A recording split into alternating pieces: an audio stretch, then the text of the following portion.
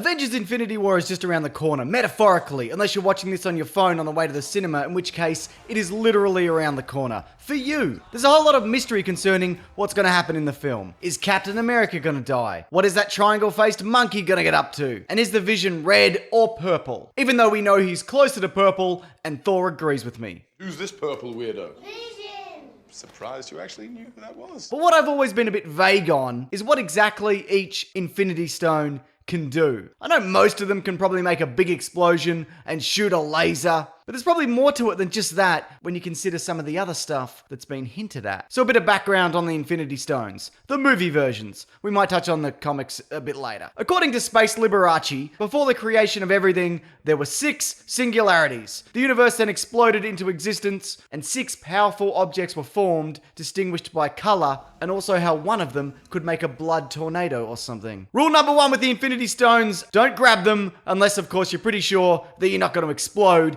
in which case you grab dem stones. But yeah, more than likely you will explode. That's why all of them have some sort of fancy casing in order for them to be handled by lesser beings. If a person, place, animal, or thing is able to wield even one stone, they immediately become one of the most powerful beings in the universe. And if you ever manage to collect all 6 of them, then you'd be able to alter anything from any point in time and space with minimal effort, like the snapping of fingers or typing first under a new YouTube video. Often when someone comes in contact with an Infinity Stone, they're not entirely sure what they've stumbled into, and yet they still manage to turn it into a weapon. So let's talk about what each one does. Okay, so the first introduced in the films was the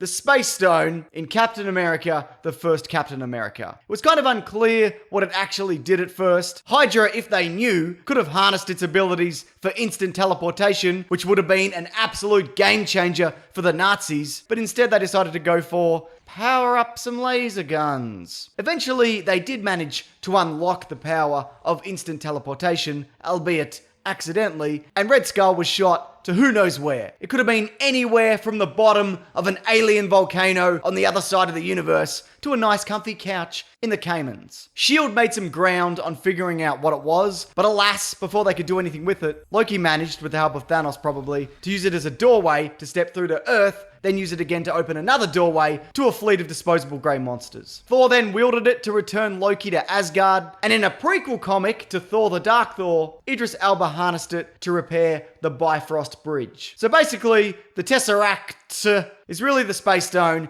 and it can be used to shoot lasers and also shoot a laser that also opens a portal. Next, we have the Mind Stone. Initially, it was housed inside what I think is a Chitauri staff. Like the Space Stone, it's able to shoot a laser, but also influence the minds of men, even those who possess slightly above average bow and arrow skills. The Mind Stone was the only thing capable of closing the Space Stone portal thing, probably because it was also a very powerful rock. We also saw Loki use it as a telephone. It was all Luke Skywalkering it. Spoiler alert. It then fell into possession of Hydra, which again we saw in a prequel comic that I didn't read, and they used it to power laser guns, which is pretty cool, I guess, and also to gift the Maximoff twins superpowers. I don't understand how, probably something to do with unlocking the potential of the human mind or some shit, but it seems as if everyone else who it was tested on died. They probably exploded, I'm guessing. Also, when it was used in that of Tony Stark and Bruce Banner's Ultron program, it created a new artificial intelligence in that of Ultron. A robot with the sinister voice of actor James Spader, along with the sinister personality of actor James Spader. I have an unconfirmed theory that this form of AI in Ultron was a Chitauri or Thanos-influenced plant or virus sent to test or destroy the Avengers. But that's just a theory.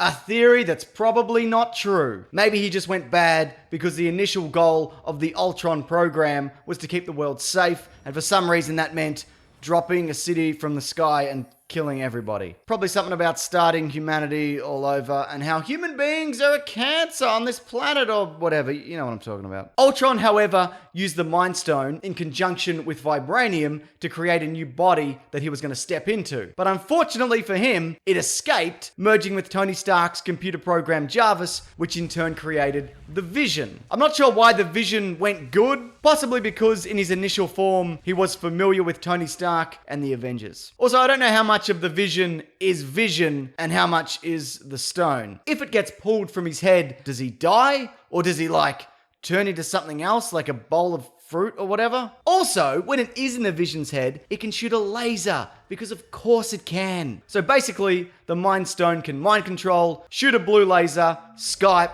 grant someone superpowers or kill them, create AI, and also shoot a yellow laser. Cool. The orb, or Power Stone, is purple, like the face of the Vision, just like Thor and I said. We know that earlier on it was used by 9 cosmic beings who linked themselves using a series of Christmas lights, and they were like, we're doing it! We're harnessing energy! Oh no, we're not doing it! We exploded! Because it's dangerous, the orb was hidden on Morag, whose inhabitants built a temple to house it. Global warming ended up killing everyone and water-worlding the planet, meaning the temple was only accessible every 300 years at a low tide. Peter Quill gets it, he thinks it's some kind of treasure, but after its true power is revealed, everyone freaks out, and then Ronan gets it. In his possession, it's shown to have various powers, including making him mostly indestructible, plus granting him enhanced strength. And like the Celestials of the past, he plans to use it to kill entire planets instantaneously. However, when it's swiped by the Guardians of the Galaxy and the power is shared between them, it's able to shoot a laser and destroy him. Of all the stones, this is the one that's main purpose seems to be out and out power and destruction. Does that mean that its lasers are more powerful? Who's to say?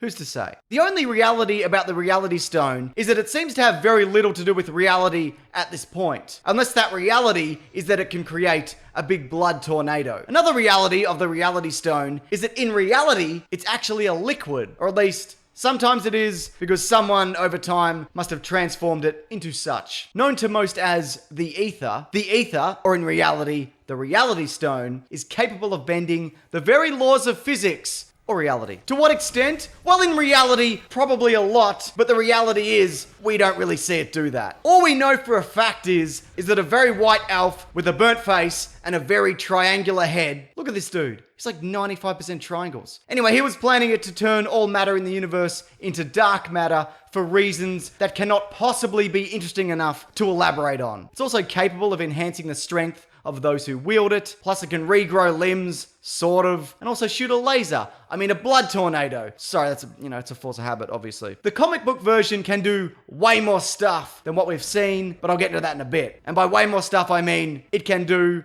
literally anything in reality. The reality of this fictional universe. The Eye of Agamotto, or Time Stone, may not be capable of shooting a laser, but what it can do is way more powerful if you can believe that. Although you really shouldn't, this stone can manipulate the time of something in any direction, allowing, say, an apple to turn into an old apple, or a dead man to turn into an alive man. The Time Stone is also capable of trapping a big purple face in an infinite loop, or as some may perceive it, a big red face. Apparently it can also create branches in time, as well as unstable dimensional openings and spatial paradoxes. We haven't seen any of those things as of yet, but that's probably bad. There is, of course, one final stone, the name of which we dare not speak. Actually, of course we can. It's the Soul Stone. It's been said by Wong in a prequel comic that I did read that it could prove the greatest threat of all of them. So who knows what kind of laser it's capable of producing. The comic version of it, and I'm sure this will most likely be altered in some way, is capable of trapping a person's soul inside of it. And the stone is in fact sentient and desires the capture of souls. Among other things, it can also peer into a person's soul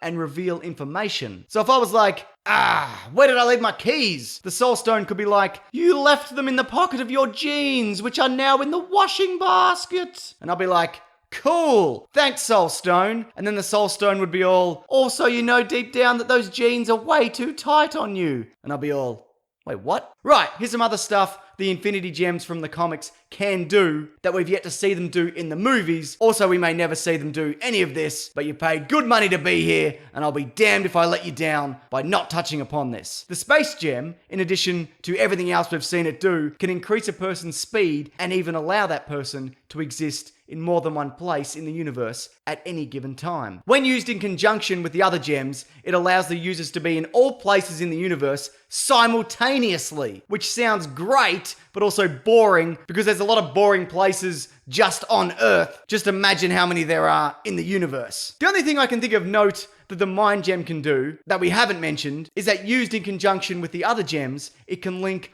all the minds in the universe at once, which sounds great, but also boring, because there's a lot of boring people just on Earth. Just imagine how many there are in the universe. The power gem has the ability to access any and all power from across the universe that ever was and ever will be. It also allows the user to duplicate any superpower of any being, as well as enhance the power of any of the other Infinity Stones for even bluer lasers and even bloodier tornadoes. The reality gem is more powerful than we've been led to believe, probably, in reality. It can literally, and by literally I mean fictionally, because none of this is real, alter the laws of physics to make the impossible possible on a minuscule or even universal scale. So for example, it can make 2 + 2 = 5, or even 2 + 2 = Jupiter is now a cat, and Saturn is an enormous copy of Asterix in the Big Fight. The Time Stone makes the person holding it, if they don't explode, capable of time travel. Also to remain any age they wish, and if you collect all of them, you can exist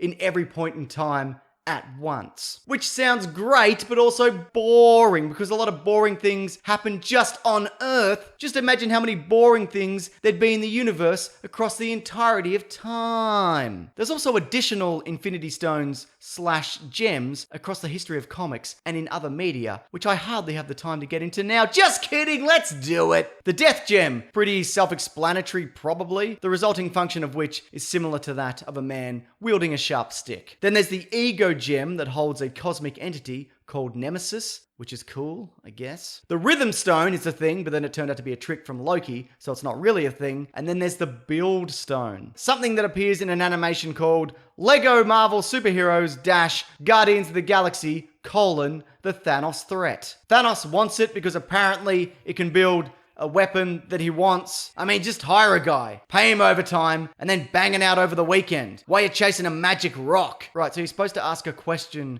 at the end of a YouTube video. Many and multiple comments please the YouTube algorithm. That soulless, unfeeling monster that controls my every waking thought and action. So what do you think the best stone is, and what would you use it for? Leave a comment below. Also, there's videos here every Sunday, Tuesday, and Thursday, along with my podcast, The Weekly Planet, that's out every Monday, where we always talk movies and comics and TV shows. All that, though, is compiled with a lot of other great stuff at planetbroadcasting.com. So check that out if you want. But thanks for watching this video. I appreciate it. Take care.